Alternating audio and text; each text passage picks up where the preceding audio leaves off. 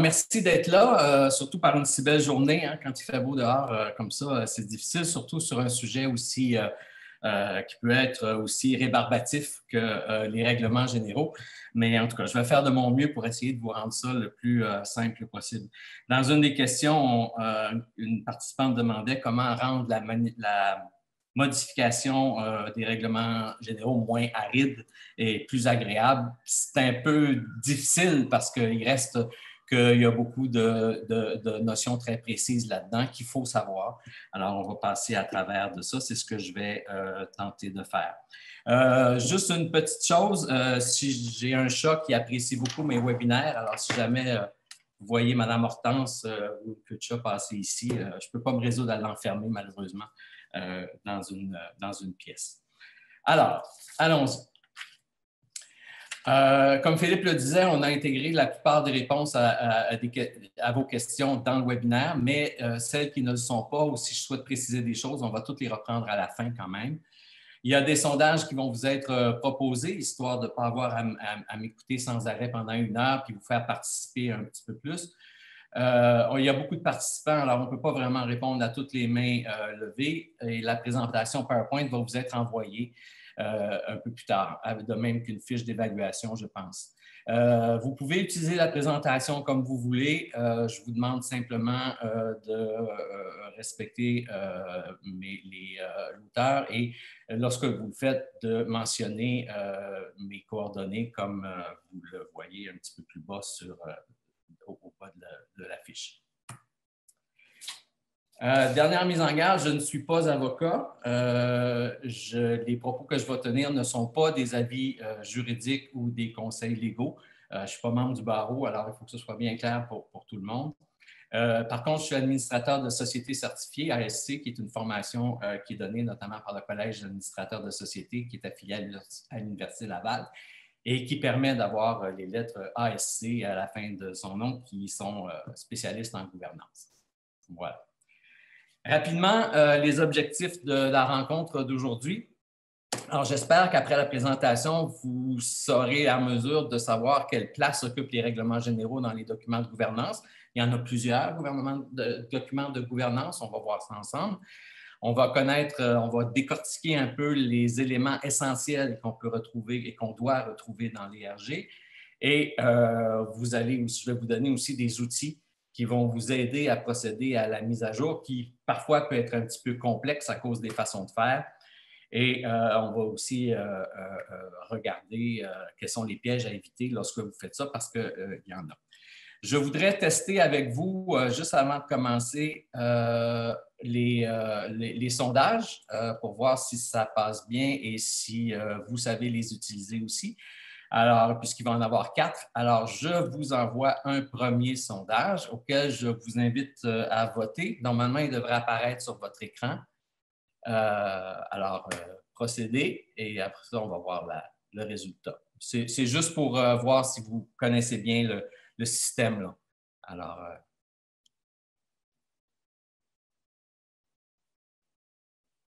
est-ce que...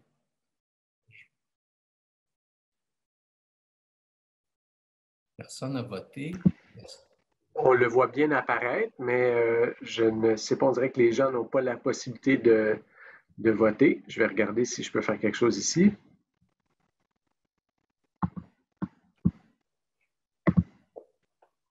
OK, on dit que le sondage est fermé. Ah, pourtant, il est fermé. Peut-être on peut essayer de le relancer. OK.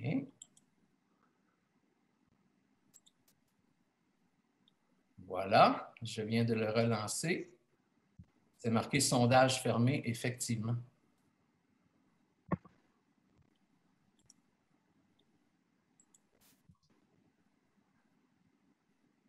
Ah, ça là, marche ça maintenant. Ah, voilà. OK.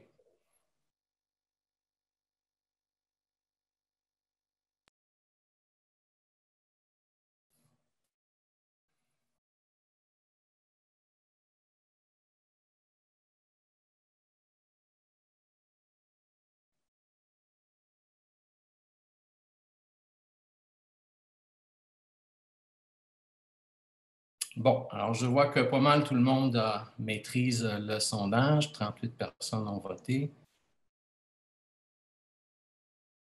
On va laisser un petit 5 secondes. Voilà. OK. Alors, mettre fin au vote. Partager les résultats. Alors, normalement, vous devriez voir les résultats du sondage. Alors, donc, je comprends que vous savez bien l'utiliser et que ça se passe bien. OK. Alors, on va fermer ça.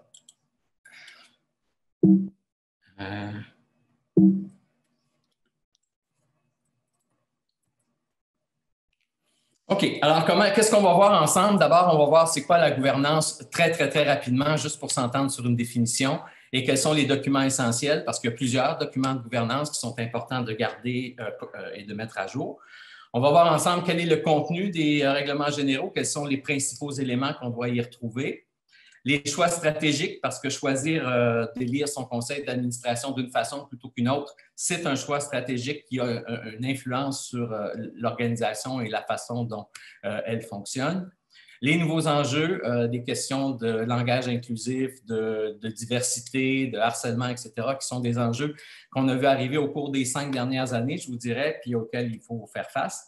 Ensuite, comment on procède pour la modification des règlements généraux? Quelles sont les façons normales et les petits trucs pour que ça se fasse plus rondement? On va regarder ensuite quelles sont les sources d'informations qui sont disponibles pour vous. Il y en a beaucoup, beaucoup, beaucoup sur le web. Vous êtes capable de naviguer là-dedans. Et enfin, on va regarder les questions que vous avez soumises de façon à ce qu'on puisse y répondre. Voilà. Alors, on avance. Rapidement, qu'est-ce que c'est la gouvernance? Parce que les règlements généraux sont probablement l'élément essentiel de la gouvernance de votre organisation. Bien, c'est tout simple, hein? C'est un mot qui est galvaudé, qu'on utilise beaucoup. C'est juste l'ensemble des décisions et des règles et des pratiques qui visent à assurer le fonctionnement de votre organisation le mieux possible. De façon à ce que structurellement, les décisions, les règles, les pratiques peuvent être mises en œuvre et que le contrôle peut être assuré aussi, parce que la dimension de contrôle est importante, surtout pour ceux d'entre vous qui reçoivent de l'argent public. Alors, la gouvernance va vous répondre à 4 questions essentiellement. Qui prend les décisions? Comment les décisions sont prises? Comment se font entendre les membres et comment on rend des comptes? Vous savez, si jamais votre conseil d'administration n'arrive pas à prendre une décision, c'est peut-être juste parce que les règles qui mènent à cette décision-là sont mal faites ou ne sont pas claires. Peut-être que les responsabilités sont mal distribuées aussi entre les dirigeants et les membres du conseil. Peut-être que vos administrateurs ne sont pas formés et ne connaissent pas bien leur rôle et leur travail. Alors, c'est toutes des choses qui font qu'on peut avancer sur de la garnotte des fois, mais avec une meilleure connaissance de ce qu'est la gouvernance, puis un intérêt pour ce que c'est, on arrive à régler. La gouvernance, c'est un petit peu comme un pilote automatique sur un avion.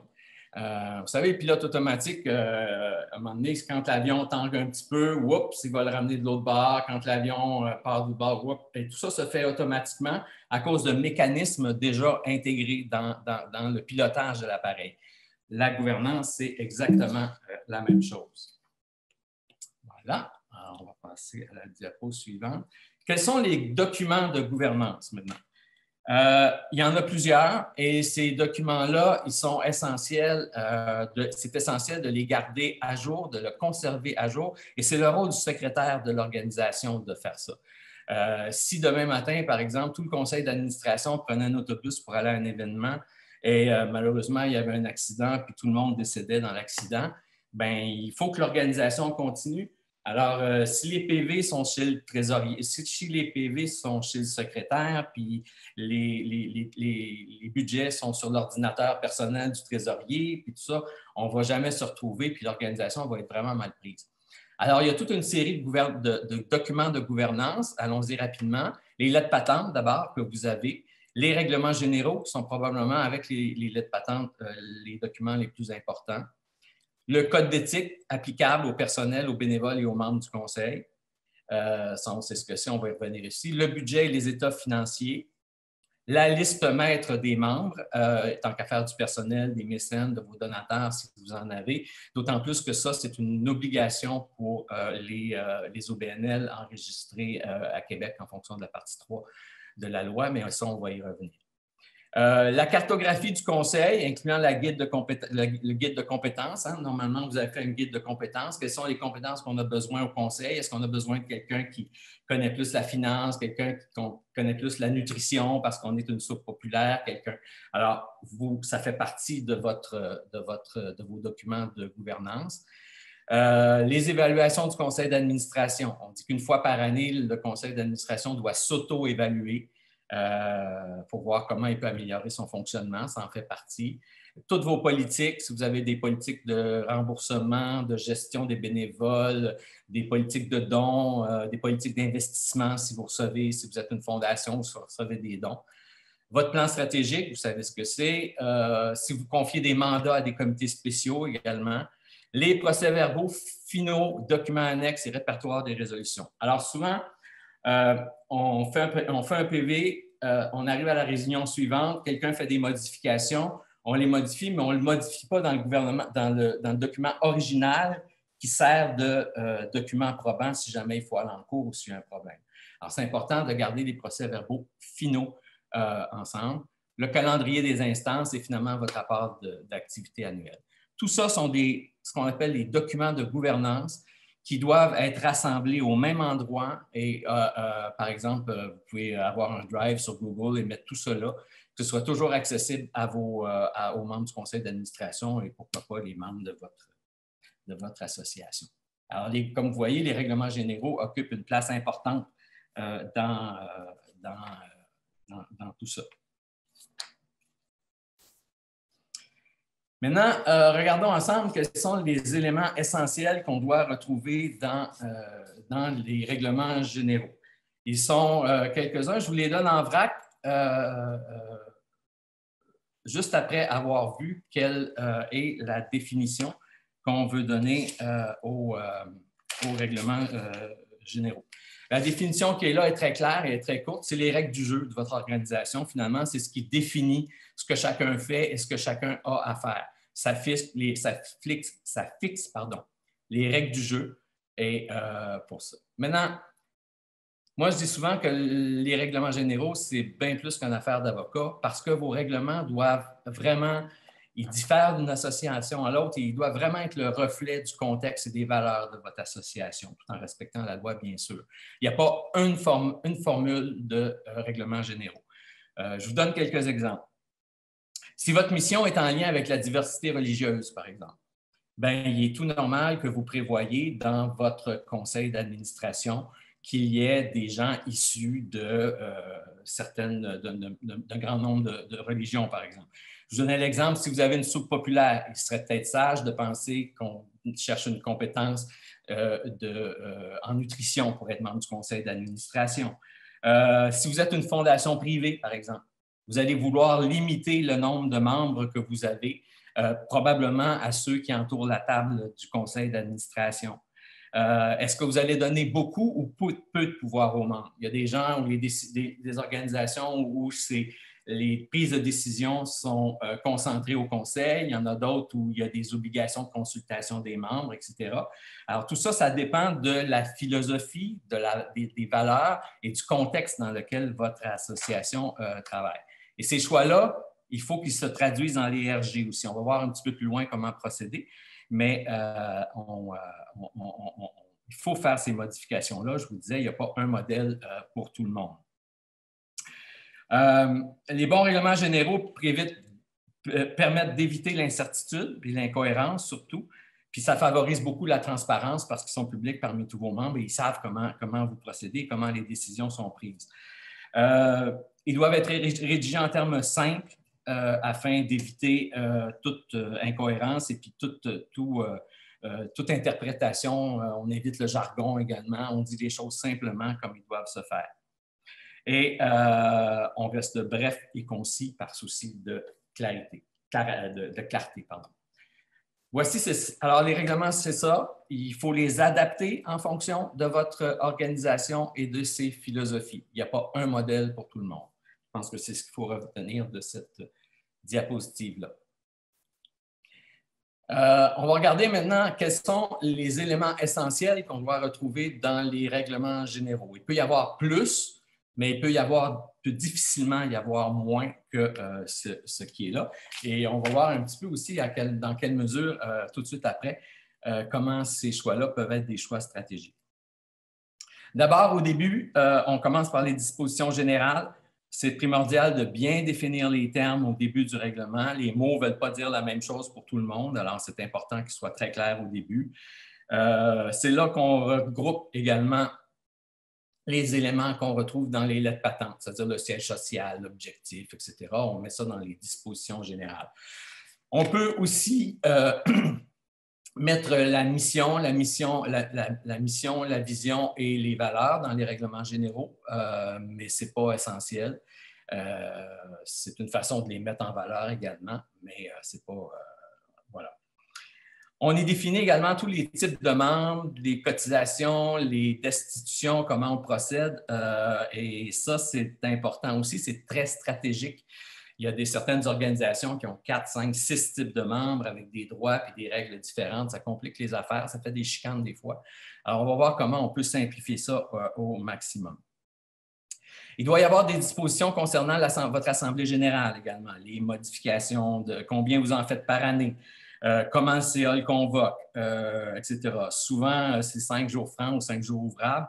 Il est désormais possible de faire des assemblées générales virtuelles. On va y revenir tout à l'heure dans les nouveaux enjeux. Mais pour l'instant, c'est encore possible, tant pour celles qui sont constituées en vertu de la loi fédérale que la loi provinciale, puisque à Québec, les mesures d'urgence ne sont toujours pas levées. Vous pouvez inclure également dans votre chapitre sur les assemblées générales un code de procédure pour encadrer les débats. Ce n'est pas toujours pertinent. Dans les associations sociales où il y a beaucoup de débats, je pense aux associations étudiantes, par exemple, là, c'est bon d'avoir un code de procédure intégré aux règlements généraux, comme ça, c'est clair pour tout le monde. Dans les petits groupes, c'est peut-être moins nécessaire. Généralement, au Québec, on a l'habitude de suivre le Code Morin, où il y a le Code CSN aussi, de la CSN qui est très bien fait, qui permet que les assemblées se déroulent rondement. Mais c'est à vous de voir, ce n'est pas une nécessité. Vous pouvez aussi l'adopter au début de la réunion, un code de procédure, ce n'est pas obligatoirement dans les règlements généraux. Il faut mettre les règles de vote aussi à l'Assemblée générale, parce que généralement, tout est voté à 50+1, mais on peut vouloir que pour des documents importants, le vote soit plus élevé. On peut demander que pour changer les règlements généraux, par exemple, il faut y avoir les 2/3 des votes ou les 3/4 des votes. C'est tout à fait possible. Et on le voit souvent d'ailleurs, les 2/3 ou les 3/4 pour l'adoption des documents importants. Et de toute façon, notamment pour ceux qui sont enregistrés à Québec en vertu de la loi 3 sur les compagnies, il y a certains éléments qui nécessitent plus qu'une majorité simple si vous les changez. Je pense que c'est la mission dans les lettres patentes. Le nom de l'organisation et les buts de l'organisation aussi, ça, il vous faut plus que 50%. Je pense que c'est 2/3. Ça, vous allez trouver ça dans la loi sur les compagnies. Je vous invite à y aller aux 2/3 pour les documents importants. Je pense que ça permet de s'assurer d'un plus grand consensus, puis ça évite des problèmes par la suite. Le conseil d'administration, évidemment, on parle de sa composition, qui est éligible, quand il y a des vacances, comment on les comble, est-ce qu'on peut coopter des membres, quelle est la durée des mandats, le pouvoir et la rémunération du conseil d'administration, si en là. Normalement, aucune indemnité est versée aux administrateurs, ils sont bénévoles, mais les règlements peuvent prévoir un remboursement de frais. Ils peuvent aussi prévoir qu'un membre du conseil d'administration peut accepter un contrat de l'organisation dans la mesure où il se retire du conseil d'administration pendant l'exercice de son contrat. L'autre point, le comité exécutif et les dirigeants. Alors, les dirigeants, on les connaît, là, c'est le président, le trésorier, le secrétaire, vice-président, etc. Et il y a un comité exécutif, souvent qui permet d'assurer le fonctionnement et le déroulement entre les assemblées du conseil. En gouvernance, en ce moment, dans les bonnes pratiques de gouvernance, de plus en plus, on élimine les comités exécutifs avec pouvoir. On n'élimine pas les fonctions, elles sont toujours là, mais on donne très, très peu de pouvoir aux comités exécutifs alors qu'ils en avaient beaucoup avant. C'est remplacé par 3 comités du conseil, un comité de gouvernance, comité d'audit et comité de ressources humaines. On est comme ça pour le besoin de la cause, qui mâchent le travail et qui l'amènent ensuite au conseil pour qu'il y ait un vote. Ça permet de mieux distribuer le travail au sein du conseil. Ce n'est pas toujours les dirigeants qui travaillent, il y a aussi les gens des comités. Ça permet également des discussions plus courtes au conseil, puisque tout le mâchage préalable va avoir été fait. Ça permet aussi d'avancer plus rapidement. Donc, si vous révisez vos règlements généraux, envisagez sérieusement à abolir votre comité exécutif, qui peut quand même se rencontrer pour des réunions de gestion, ce n'est pas un problème, mais il n'y a pas de pouvoir comme tel associé au comité exécutif. Le pouvoir appartient au conseil et les discussions sont faites dans les 3 comités du conseil qui sont la nouvelle pratique en gouvernance. Les fonctions des instances, fonctionnement des instances, ben voilà, alors dans tous les cas, il faut dire combien d'assemblées générales, combien de conseils d'administration, les quorums, etc., la participation à distance.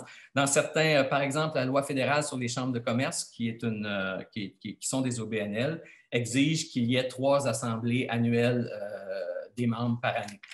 Dans le cas des autres OBNL, c'est juste une, mais il peut être intéressant de prévoir plus d'une assemblée générale, toujours dépendant de votre philosophie et de votre façon de faire.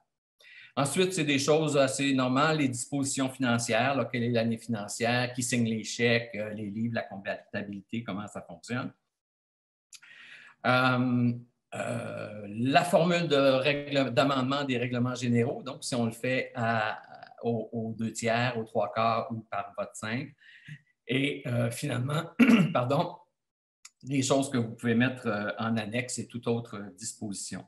Dans l'annexe, vous pouvez mettre vos politiques, vos règlements, votre politique sur le harcèlement. On va y revenir un petit peu tantôt. Alors, on voit là l'ensemble de ce qu'on doit retrouver dans des règlements généraux. J'espère que, alors, si tous ces éléments-là se retrouvent dans les vôtres, c'est déjà un bon départ. Si votre règlement généraux ne parle pas de l'Assemblée générale ou du fonctionnement du conseil d'administration, là, il y a un trou qu'il vous faudra combler. Donc, on a vu la gouvernance, on a vu quels sont les éléments des règlements généraux. Voyons maintenant les choix stratégiques qu'on peut faire alors qu'on travaille sur les règlements généraux.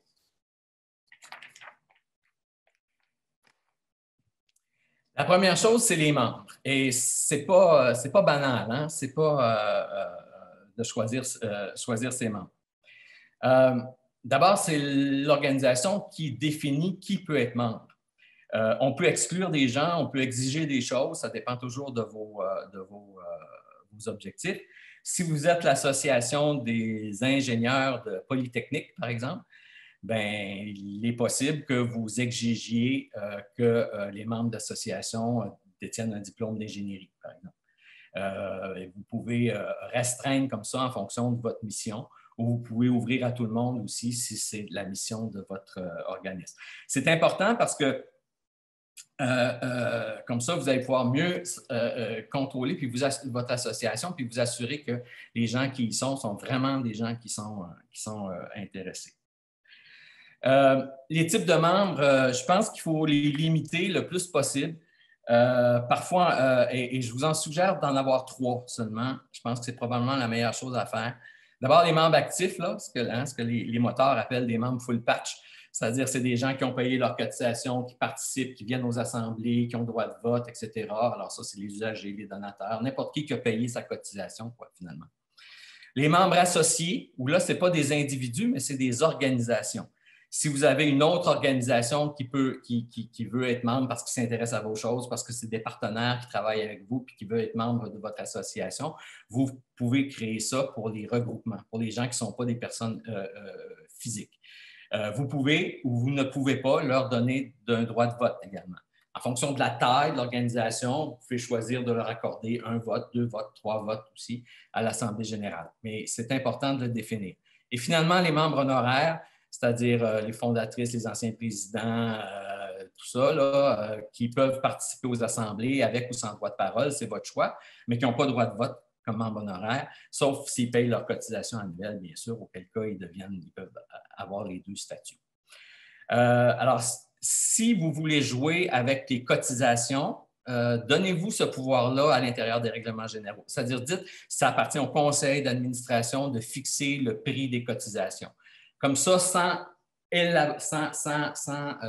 augmenter le nombre de membres, de types de membres, membres étudiants, membres âge d'or, membres ci, membres ça, vous pourrez le faire à partir des cotisations et à l'intérieur même du conseil d'administration.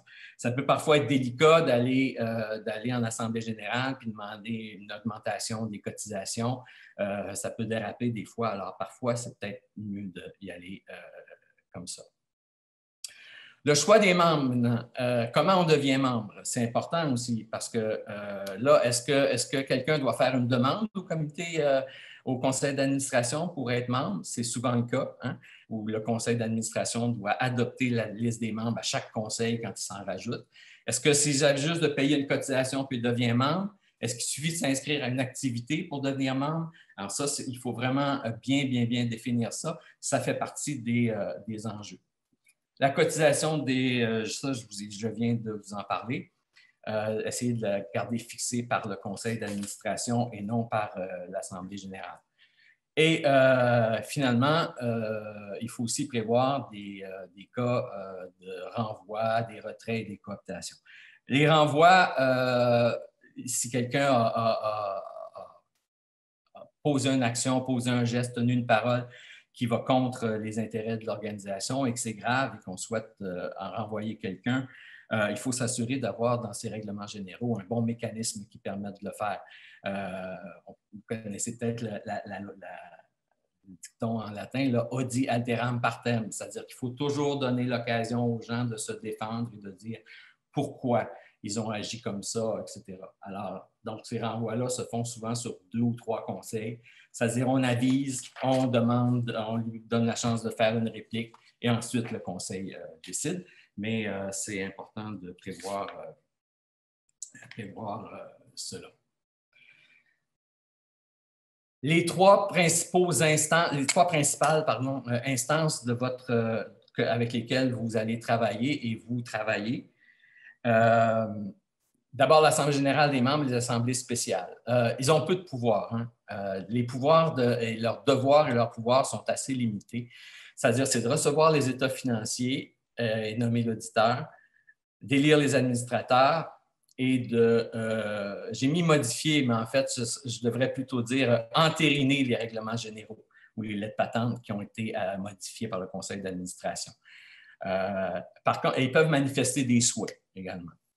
Le problème, souvent, avec les assemblées dans les règlements généraux qu'on veut modifier, c'est que lorsqu'on présente la résolution au conseil d'administration, elle doit être à l'Assemblée générale, pardon, elle doit être votée en bloc. On ne peut pas y faire de changement à l'intérieur.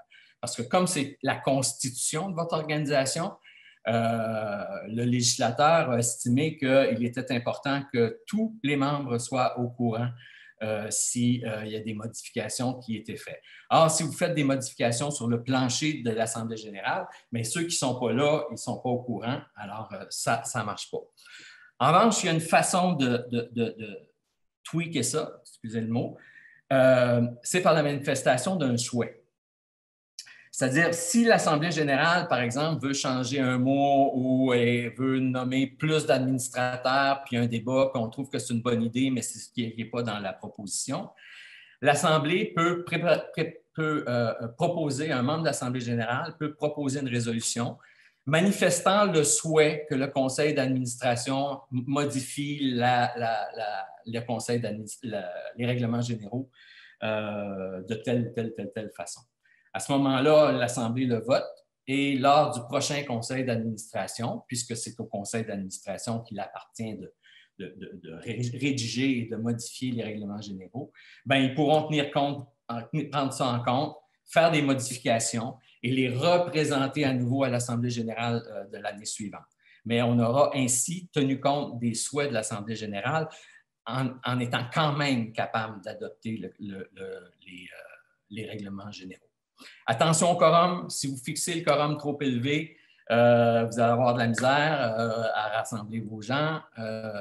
Donc, dites pas pour une assemblée générale, ce n'est pas 50 50 c'est bon pour le conseil d'administration, mais l'assemblée générale des membres, souvent, on est autour de 5 ou 10 ou un nombre fixe. Allez pas beaucoup au-delà de ça parce que vous risquez d'avoir des problèmes de réunion. Le conseil d'administration, quelques choix stratégiques à faire. Les représentants des divers organismes et de secteurs. D'ailleurs, d'abord, alors il faut éliminer le mot représentant de vos conseils d'administration. Les membres d'un conseil d'administration ne représentent personne d'autre qu'eux-mêmes. Ils peuvent être issus de tel milieu, ils peuvent être issus de telle minorité, mais lorsqu'ils votent, si par exemple vous avez quelqu'un qui est au conseil d'administration et qui représente une organisation qui est membre de la vôtre, bien, quand cette personne-là va voter, elle vote en tant qu'elle-même, elle ne vote pas en tant que représentant de. Parfois, ça pose des problèmes de loyauté, mais s'il vous plaît, éliminez de vos règlements généraux ce mot-là. Alors, on dit des gens issus de tel secteur, issus de telle communauté, etc., puisqu'ils sont là en termes individuels. Voilà. Les collèges électoraux, rapidement, si vous êtes une fédération et que vous devez avoir des représentants de vos membres au conseil, il se peut que vous vouliez vous assurer que certains types de membres soient représentés. J'ai travaillé chez Aéro Montréal longtemps, qui est un OBNL qui rejoint tout le secteur aéronautique. Et au conseil d'administration, on avait créé des collèges électoraux, puisque en aviation, là, il y a des constructeurs d'avions, il y a des gens qui les entretiennent, il y a des gens qui font les pièces, et c'est des secteurs complètement différents. Alors, les gens votaient par collège pour élire des gens au conseil d'administration. Par exemple, le collège des constructeurs d'avions élisait entre eux 2 personnes pour siéger au conseil. Le collège de ceux qui faisaient de la réparation d'avions élisait 3 personnes pour siéger au conseil. Alors ça, c'est intéressant. Ça permet d'éviter la mobilisation ou un takeover là, par une organisation particulière ou un groupe de personnes qui sont dans votre organisation. Une des très bonnes pratiques en gestion et en gouvernance, c'est l'évaluation du conseil d'administration. Une fois par année, il doit y avoir 3 évaluations, dit-on. Une auto-évaluation des membres eux-mêmes, de leur participation. Une évaluation du fonctionnement du conseil. Est-ce qu'on est bon? Est-ce qu'on arrive de prendre des décisions dans les temps? Est-ce qu'on chicane tout le temps? Et une évaluation du président aussi. Est-ce qu'il fait sa job? Est-ce qu'il est là? Alors, ça, c'est d'une bonne pratique, mais souvent, les conseils ne le font pas. Ce que je vous suggère de faire, c'est de l'inscrire dans vos règlements généraux et de le mettre dans les tâches du conseil d'administration.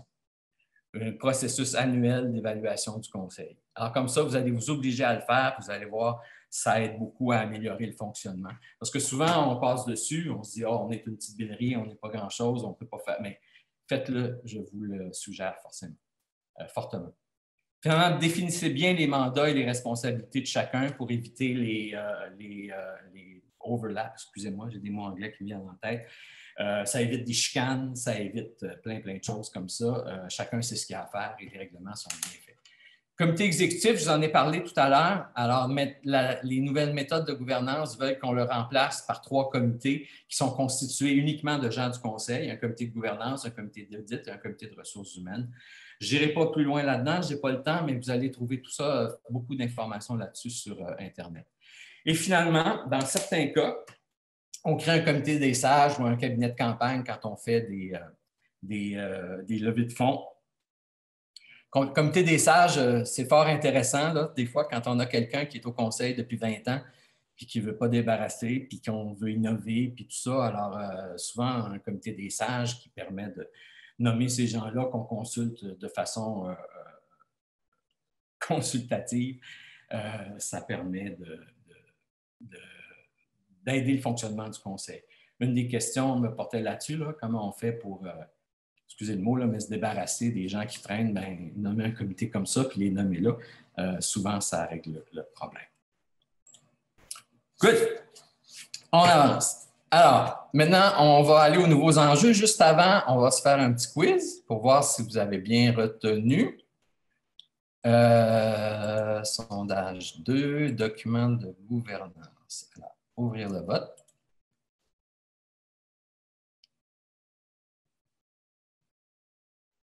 Qu'est-ce qui se passe?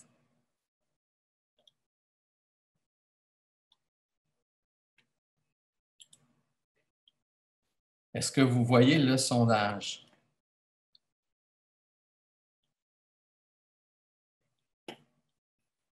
Moi, j'ai pourtant cliqué sur ouvrir le vote, là.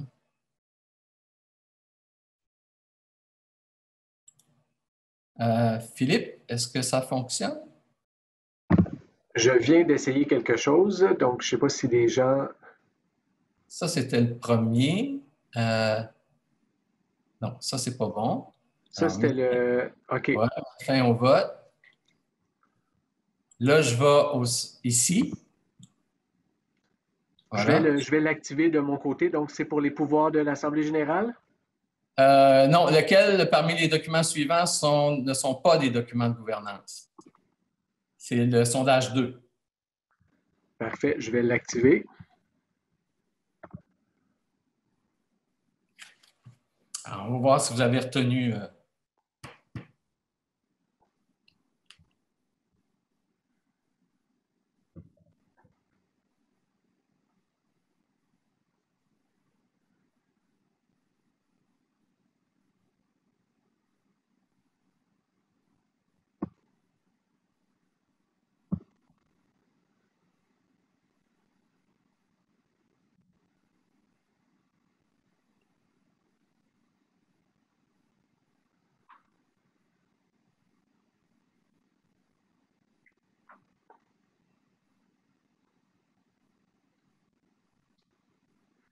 Donc, je pourrais peut-être activer le prochain sondage sur demande, puis juste vous dire, il est déjà 12h42, donc le temps file. OK.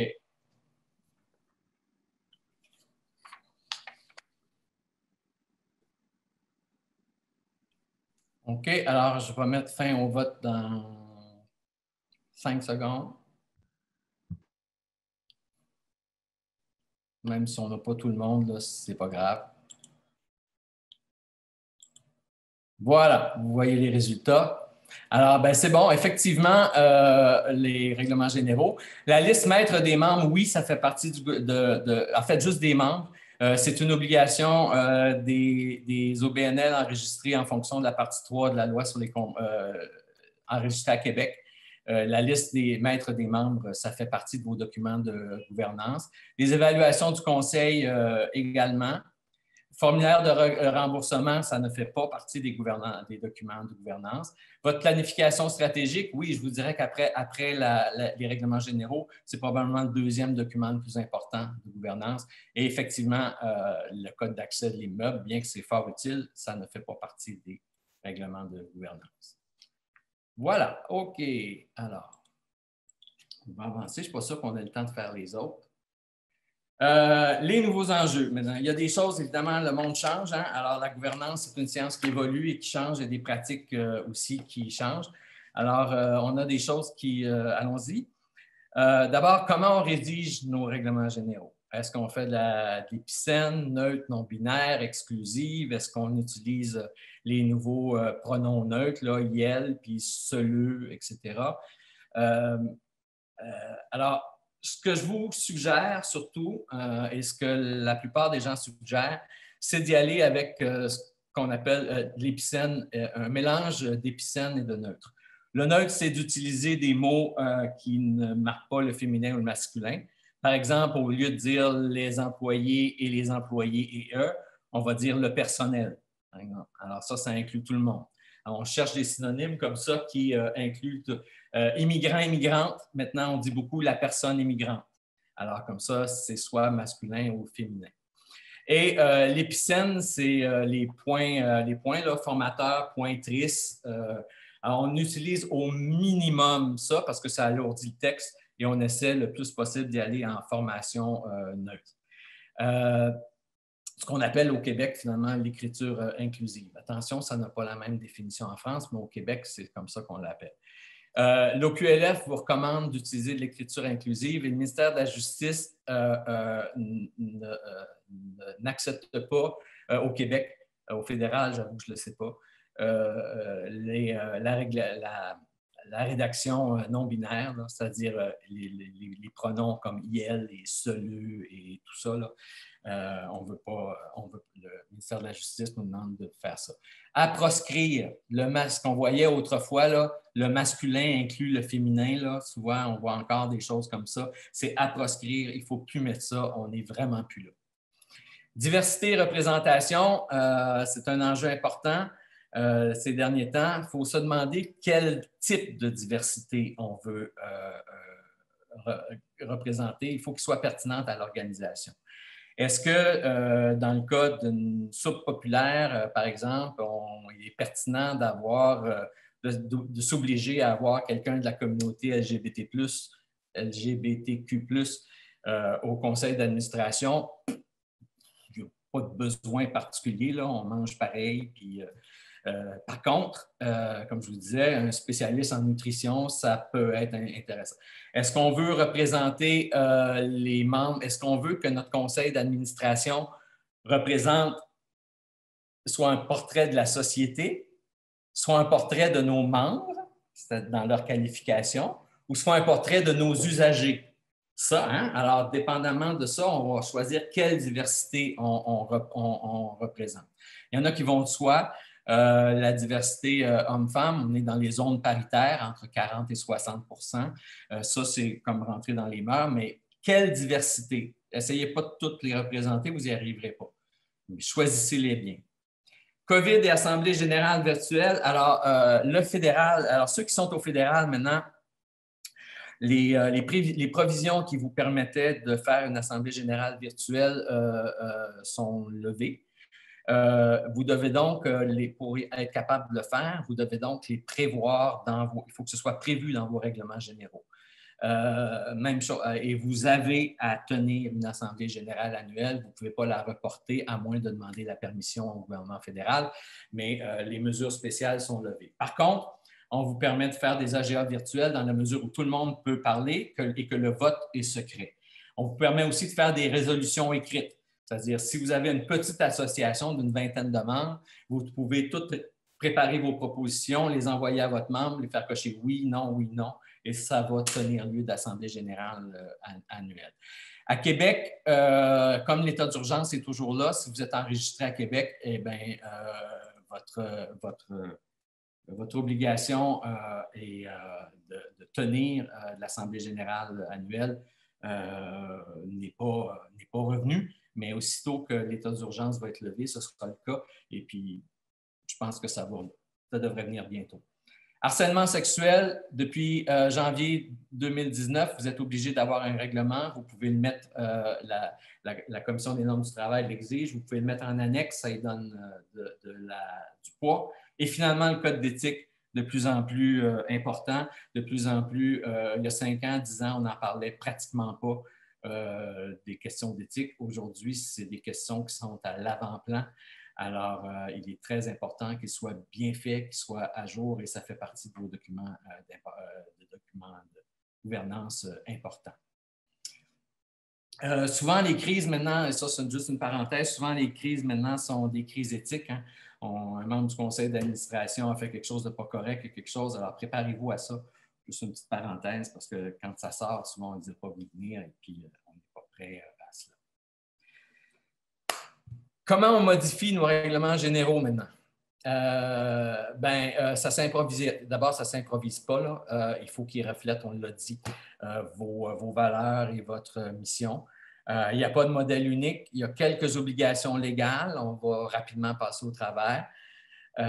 Donc, choisissez des règlements généraux qui sont à l'image de votre organisation. Sur Internet, là, il y en a des exemples là, à l'infini. Alors, trouvez une association qui vous ressemble, puis allez voir leurs règlements généraux si jamais vous avez besoin d'inspiration. On a dit, il y a la formule courte, la formule longue. Les avocats ont tendance à faire la formule longue, là, où tout est prévu de A à Z, puis ça fait des longs règlements généraux, puis c'est peut-être pas ma façon préférée. Moi, je pense qu'il faut surtout y aller avec une formule courte, claire, et ensuite de ça, on se fait des politiques si jamais il y a des choses qui manquent ou qu'on veut, outre les éléments essentiels dont je vous parlais tout à l'heure. Comment on les modifie? Bien, ce que je vous suggère, c'est la façon suivante, c'est de ne pas y aller là, nécessairement chapitre 1 A 3.6, C 2.7, on veut le changer le mot permanent par temporaire.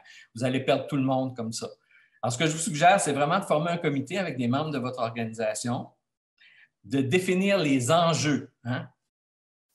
Quel type de membre on veut? Est-ce qu'on veut que notre association, notre assemblée générale soit virtuelle ou obligatoirement en personne?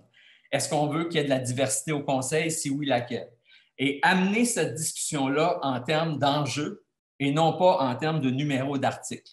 Et une fois que le conseil aura discuté tout ça puis aura pris position sur des enjeux, bien là, vous retournez, puis là, vous allez en rédaction qui est plus juridique, là, par exemple. Puis ensuite, vous le faites voter par le CA et ça doit être ratifié ensuite par l'AGA. On modifie nos règlements pour les adapter si on a changé nos orientations stratégiques, par exemple. Ça peut arriver. Je vous donnais l'exemple d'Aéro-Montréal. À un moment donné, ils ont décidé qu'ils devaient inclure les transporteurs aériens dans la grappe industrielle. Alors, ils ont fait de la place au conseil d'administration pour ces gens-là, puisqu'ils n'y étaient pas avant. On intègre nos nouvelles obligations légales quand on en a.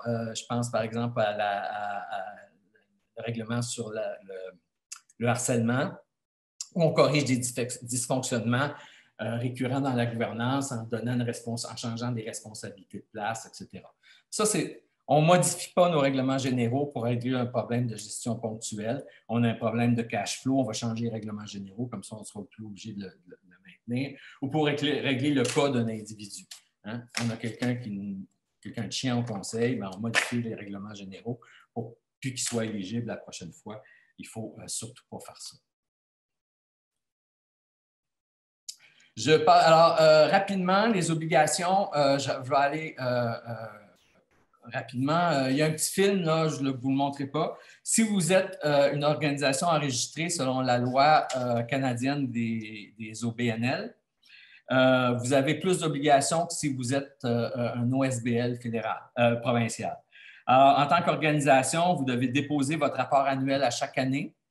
Vous devez faire vos changements d'adresse de siège, déclarer tout changement sur vos administrateurs, maintenir vos statuts à jour et leur envoyer une copie de tous vos règlements. Alors, vos règlements, si vous êtes une association fédérale, vous devez envoyer vos règlements généraux et toutes vos choses à Ottawa. Ça se fait tout en ligne. C'est très facile, c'est très bien fait. On va voir les liens un petit peu plus tard. Voilà. Si vous êtes enregistré en vertu de la partie 3 de la Loi des compagnies du Québec, vous avez juste 3 grandes obligations. Alors, vous devez tenir votre assemblée générale annuelle, vous devez constituer la liste des membres au moins une fois par année, une liste officielle, et vous devez mettre à jour les renseignements sur la corporation auprès du registraire des entreprises. Vous devez faire ça une fois par année. C'est les seules obligations. Vous n'avez pas envoyé vos règlements généraux, vous n'avez pas envoyé vos politiques d'association, etc. Ce qui ne veut pas dire qu'il ne faut pas les maintenir en ordre et les faire comme il faut. Quelques sources d'informations. Comme vous allez recevoir le webinaire, vous allez avoir les liens. Je vous les laisse là. Vous allez trouver toutes sortes de choses là-dedans. Puis si vous êtes un petit peu habile à chercher sur Google, vous allez aussi trouver pratiquement tout ce dont vous avez besoin. Je veux, en presque terminant, attirer votre attention sur une formation qui est donnée par le Collège des administrateurs de sociétés qui est lié à l'Université Laval, qui donne une formation au niveau maîtrise.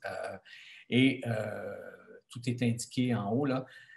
Maintenant, le gouvernement, par exemple, pour nommer des gens des conseils d'administration, ils exigent qu'ils aient la qualification d'ASC, là, ce que j'ai. Ils ont mis sur pied une petite formation de 2 jours pour les gestionnaires d'OBNL au coût de 500 $ par personne. C'est vraiment rien.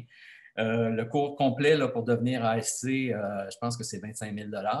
Alors, cette formation-là est vraiment, le Collège des administrateurs de société ferait vraiment un bon travail. Il privilégie les gens qui viennent en tandem, c'est-à-dire président et DG, quand vous en avez un ou une. Et le coût est de 500 $ par personne. Maintenant, comme c'est de la formation de haut niveau et reconnue, je suis à peu près certain qu'Emploi Québec, si vous avez des relations avec eux, peut vous, dans le cadre des sous pour la formation, peut vous attribuer des montants pour faire ce programme-là, que je vous incite à faire. Il se donne à Québec et à Montréal. Je pense qu'il se donne en ligne aussi. Et avec ça, là, vous allez être vraiment bien équipé pour gérer votre OBNL. Ça fait le tour des informations que je voulais vous donner. Je suis presque dans le temps. C'est bon. On va passer maintenant aux questions des participants. On va peut-être faire le dernier sondage, Philippe, avant. Parfait. Les vrais ou faux? Oui, c'est ça. Je vais te laisser le lancer pour voir si vous m'avez bien écouté pendant la présentation.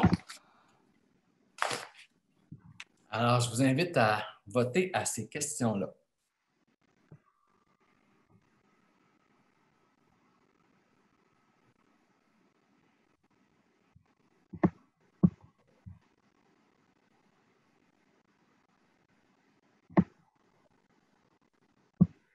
On n'a pas encore de réponse. Est-ce que c'est parce que les gens réfléchissent ou parce que le lien ne fonctionne pas?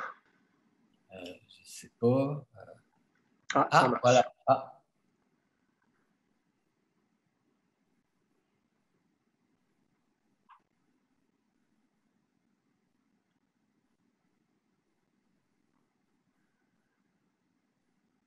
Donc, pendant que vous répondez, je précise, les gens qui étaient inscrits avant la fermeture du lien d'inscription sur SurveyMonkey ont reçu à 12h45 la présentation en format PDF ainsi qu'un lien pour procéder à l'évaluation. Pour les autres, je vous invite à m'écrire. Donc à pmas@concertationmtl.ca, puis je pourrai vous faire parvenir les documents.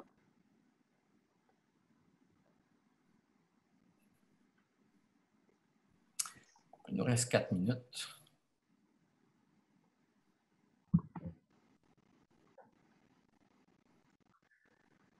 Donc, on a vu le sujet de façon très, très rapide, mais je vous invite fortement là, à en discuter avec votre conseil d'administration. Puis, c'est quelque chose qui se prépare aussi. Donc, c'est pas la rencontre du CA avant l'Assemblée générale où on se dit, OK, on va à la prochaine AG discuter de tel élément. Il faut vraiment préparer les membres. Hein, Bruno Serge, j'imagine, vous avez accompagné beaucoup d'organisations, puis des fois, on amène des sujets peut-être plus délicats qui nécessitent la participation des membres, qui vont toucher peut-être des aspects, l'historique de l'organisation, des éléments qui touchent le côté émotif. Donc, si jamais vous avez au programme de votre Assemblée générale quelque chose qui touche la révision des règlements généraux, puis là, tout à coup, vous vous retrouvez avec 3 fois plus de partenaires, de membres qui sont présents à l'Assemblée générale. Généralement, c'est un signe que vous allez avoir une AG assez longue et possiblement difficile. Donc, il y a quelqu'un qui demande aussi à quelle adresse écrire. Je vais mettre mon adresse courriel dans le chat et écrivez-moi si vous n'étiez pas inscrit ou inscrite avant ce matin au webinaire. Alors, écoute, je vais fermer le vote, même si on n'a pas tout le monde, parce que je veux vraiment passer aux questions que les gens ont. Voilà. Alors, les résultats. Il est important de réviser la planification stratégique. Oui, c'est un bon moment pour le faire parce que souvent, on brise notre mission et notre vision et il faut adapter nos structures en fonction de ça. Je ne sais pas ce qui fait ce bruit. Philippe, on t'entend taper fort, je pense. OK. C'est bon, j'ai coupé. Un conseil d'administration doit toujours avoir un nombre impair d'administrateurs. Effectivement, ce n'est pas une règle, c'est-à-dire que ce n'est pas une obligation. C'est juste plus facile parce que ça permet, quand il y a des votes à ce moment-là, de départager, mais ce n'est pas une obligation. Les RG doivent obligatoirement inclure une procédure de déroulement d'assemblée. C'est faux. Ce n'est pas obligatoire. On peut dire qu'on prend le code Morin, qu'on prend le code CSN, mais ce n'est pas obligatoire sur les règles de déroulement de l'assemblée. On n'est pas obligé de mettre ça, mais on peut le mettre quand on est dans une association où les débats sont forts, là, où il y a beaucoup de débats. Je prenais l'exemple des associations étudiantes. C'est bon d'avoir cela, mais ce n'est pas une obligation. Il n'y a pas de limite au nombre de catégories, mais il est préférable de se limiter à 3 ou 4, effectivement. Je vous en ai longuement parlé. Et finalement, le conseil d'administration ou l'Assemblée générale peuvent élire des dirigeants de l'organisation. C'est au choix de l'organisme. Oui, c'est vrai. Il y a 2 formules possibles. On peut, à l'Assemblée générale, élire le président, on peut le trésorier, les conseils, le secrétaire, etc. On peut aussi, ça c'est une formule, on peut aussi élire 7 administrateurs et laisser le conseil choisir qui va être président, qui va être ça aussi, c'est possible. Puis on peut avoir une formule hybride où on élit le président puis le trésorier, par exemple, en Assemblée générale, et on laisse le conseil d'administration attribuer les autres postes aux gens. Voilà, alors c'était le petit sondage. Allons-y maintenant aux questions. On peut y répondre assez rapidement. Peut-être 1 ou 2 questions parce qu'il est déjà 13 heures. Oui, oui. OK. Comment faire pour éviter dans la GA que la chicane pogne et qu'on ne puisse pas adopter nos règlements généraux finalement? Il n'y en a pas beaucoup de façons. D'abord, il faut un beau président d'Assemblée, bien défendre son point. Puis, on peut aussi adopter au début de la réunion, si ce n'est pas dans les règlements généraux, une procédure stricte, c'est-à-dire qu'on peut dire que les gens ne peuvent pas intervenir plus que 2 fois sur un même sujet. Des choses comme ça qui vont vous permettre de mieux contrôler le débat.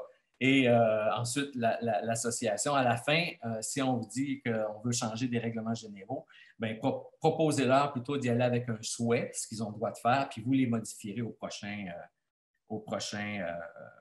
CA.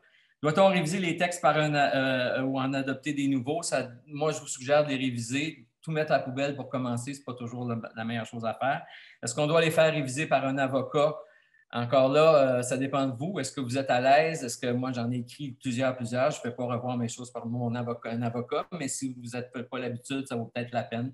Effectivement, ça dépend vraiment. Puis si vous êtes une grosse organisation comme Centraide, par exemple, qui gère des millions et des millions, là, oui. Si vous êtes une petite organisation qui a un budget de 26 000 $ par année, je ne suis pas sûr que ça vaut la peine d'aller jusque-là. Doit-on limiter le nombre de mandats des administrateurs? Moi, je me dis oui, faites-le. Parce que limitez-le peut-être à 5 ans. Puis les gens peuvent se retirer une année puis revenir ensuite pour un autre 5 ans. Sinon, vous allez avoir du monde qui colle au conseil d'administration puis qui empêche souvent de se renouveler puis d'avancer. Quand le fondateur est là depuis 20 ans puis qu'il ne veut pas se retirer, bien, des fois, c'est difficile de continuer. Alors, limitons, créons un comité de sages pour les envoyer là et puis ça permettra ensuite à l'association d'avancer. Est-ce que je continue ou j'arrête? On va devoir s'arrêter là parce qu'on essaie vraiment de s'en tenir à l'heure. On sait que les gens sont fort occupés, puis tout le monde se dit maintenant, il faut que j'appelle les membres de mon conseil d'administration pour parler des règlements généraux. Donc, merci Bruno Serge, merci à tout le monde. Excuse-moi, je veux juste une dernière chose. Une des choses qui peut nous aider dans la démarche de révision des règlements généraux. Alors, écoutez, très rapidement, moi, je fais ça dans la vie. Vous avez l'adresse de mon site web, également que les services que j'offre. Alors, si vous avez vraiment besoin d'aide, ça me fera plaisir de vous aider. Je fais des tarifs au BNL et je ne fais pas des tarifs corporatifs. Excellent. Voilà. Donc, c'est un point bien important. Puis, je rappelle aussi, il faut d'abord avoir la discussion. Il n'y a pas quelqu'un qui va vous accompagner nécessairement de A à Z. Les questions délicates doivent être discutées. Il faut commencer à trouver des pistes de réponse. Puis après, pour s'assurer que c'est conforme, c'est clair, c'est complet, on peut aller chercher de l'aide. C'est toujours utile. Donc, le webinaire aujourd'hui, vous êtes vous était présenté, bon, grâce au soutien de nos partenaires, donc l'agglomération de Montréal, ainsi que le ministère de l'Immigration, de la Francisation et de l'Intégration. La semaine prochaine, on fait relâche de webinaire parce qu'on sera dans la semaine de la gouvernance inclusive du groupe des 30.